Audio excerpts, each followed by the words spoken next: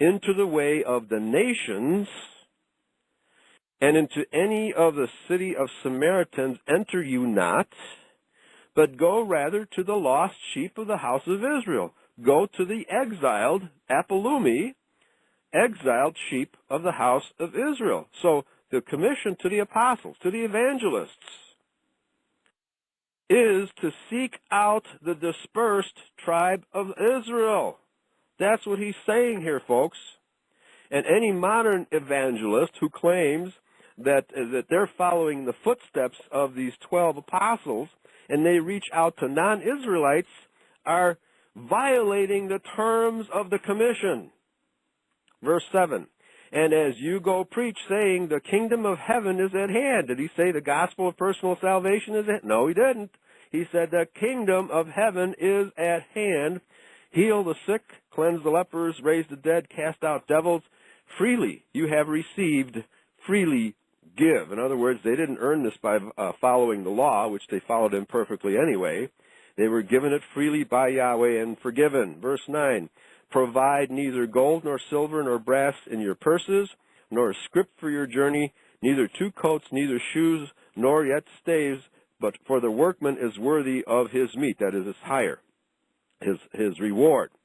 And into whatsoever city or town you shall enter, inquire who in it is worthy, and there abide till you go there. So, in other words, they're not to preach to anybody and everybody.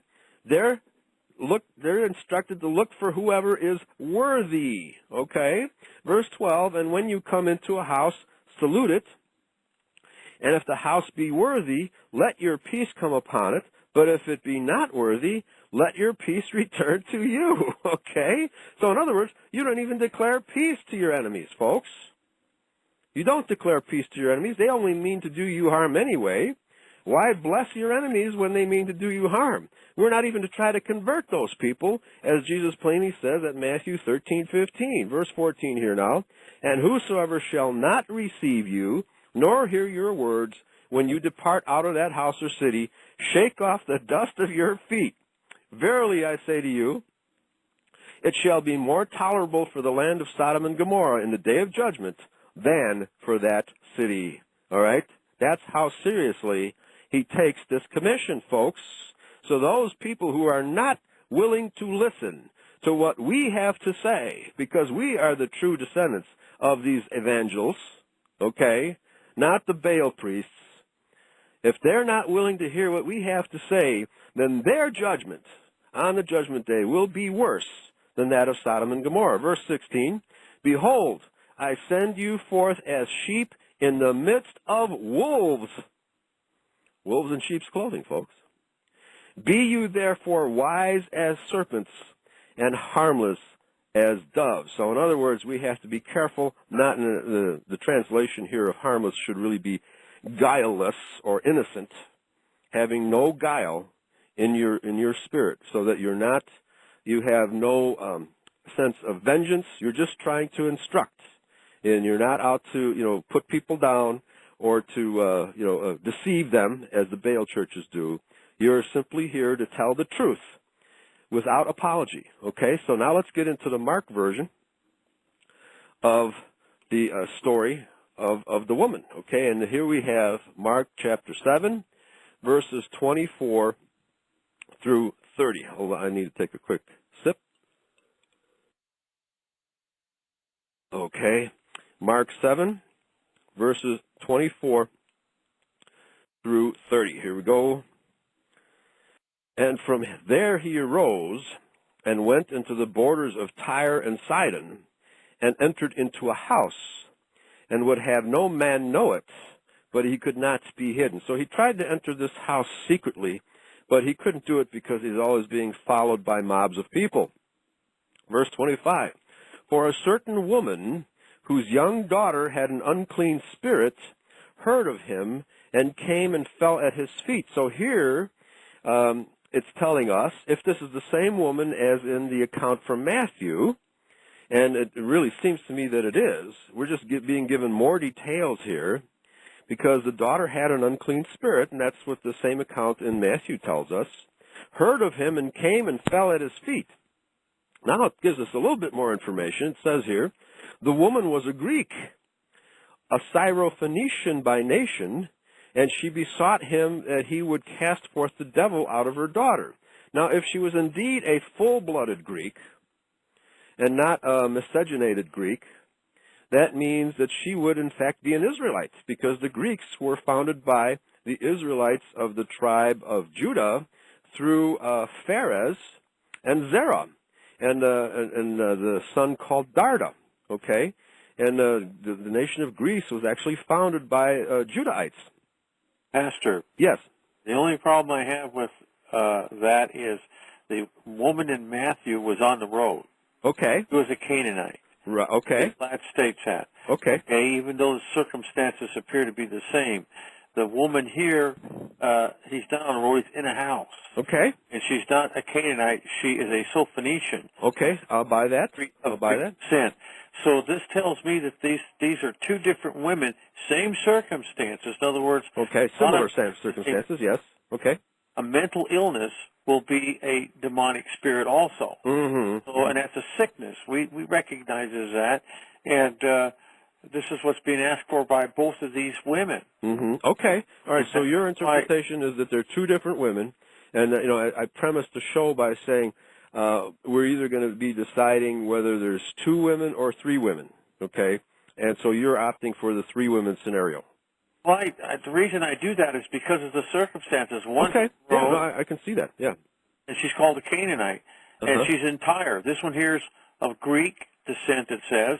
Yeah, well, it's still Greek. Tyre and Sidon, so either they're two women living in the same city of different racial heritage, okay, as you are arguing, okay, yeah. or it's two different accounts of the same encounter, okay. Now, when we address Pastor Alan Campbell about the Samaritans, we'll get more deeply into that, okay? Okay. But no, so your interpretation is noted, and we'll keep that in mind as we go forward, okay? All right, thank you, okay.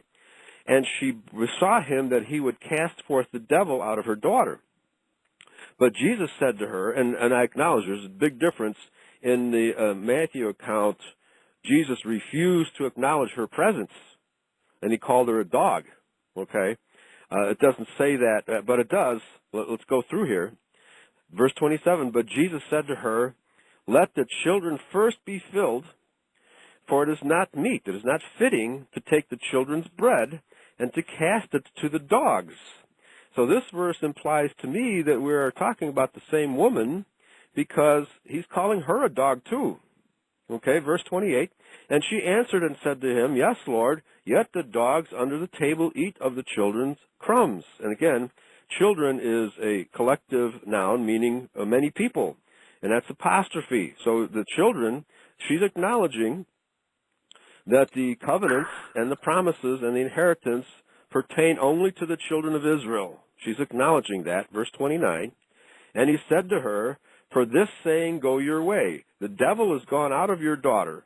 And when she was come to her house, she found the devil gone out, and her daughter laid upon the bed. So given these two differing accounts, and they only differ in certain details, and of course how Mark heard the story and how Matthew heard the story, it's not clear to us who was present, which of the apostles were actually present here. From the full account, it sounds to me like it's two accounts of the same woman, the Canaanite woman. Okay, so now let's go into the account from John, which gives us much greater detail. The entire chapter 4 of John, virtually the entire chapter, is devoted to this scenario, but this time it's a woman of Samaria. Okay, so let's go into chapter 4. Eli. Yes. Can you mute me? Because I'm in a bus station right now, and I'm okay. probably real noisy. All right. Yeah, we'll do. I have to get back on the screen here. Okay. There it goes. Okay, thank you. All right, thank you, Jeremiah. Okay, now here we go, chapter 4. Now this is the woman of Samaria, and we are given much greater detail in this account than in the previous two. And so I'm pretty much opting for the two-woman scenario, that the first two accounts are of a Canaanite woman, Syrophoenician woman. The Phoenicians are the people who were Israelites to begin with, but who turned to paganism after the 10 northern tribes, the dispersed tribes, separated from the whole house of Israel, leaving only Judah and Benjamin as the southern house of Judah. Okay, these 10 northern tribes converted to paganism, and it was under King Ahab and his Canaanite wife Jezebel that they began worshiping Baal and various other gods instead of Yahweh. And this is the reason why Yahweh banished them and dispersed them into Europe, thus we becoming the Caucasian people. And these dispersed of Israel actually brought with them their Baal worship. It's very clear when you trace the migrations of the 12 tribes, because the members of the 2 tribes of Benjamin and Judah were also taken by Sennacherib and placed among the 10 tribes, thus making 12 tribes of the dispersion. And that's why in James 1:1, he begins his epistle by saying, to the 12 tribes of Israel scattered abroad, greetings. So James understood perfectly well that the 12 tribes of Israel were scattered abroad, having been dispersed by Yahweh himself for their failure to acknowledge him and following other gods. Okay? So let's go into chapter 4 with this understanding. When, therefore, the Lord knew how the Pharisees had heard that Jesus made and baptized more disciples than John, though Jesus himself baptized not but his disciples, he left Judea and departed again into Galilee. Let me just quickly comment on verse 2 here. Though Jesus himself baptized not but his disciples. And the reason why Jesus himself did not baptize people was because the Holy Spirit, which he calls the Comforter, could not actually be given to Israel until he himself sacrificed himself, redeemed Israel by his personal sacrifice. That act made Israel acceptable to be given the Holy Spirit. So these baptisms which were occurring were anticipating his sacrifice and the coming of the Holy Spirit. Okay? Verse 3. He left Judea and departed again into Galilee. Now, if you observe any map of the historical times, of Judea, with Edom to the south, Idumea to the south, and Samaria and Galilee, you will find that Samaria lay directly between Judea and Galilee. So they had no choice unless they made a wide circuit crossing the Jordan River, going on the other side, and approaching Galilee from the east. The quickest route to Galilee from Judea was along the seacoasts, which, traveling across sand, and I'm sure there were roads there already, that was the quickest way to get to Galilee from Judea. Okay, so keep this map in your mind as we study this passage.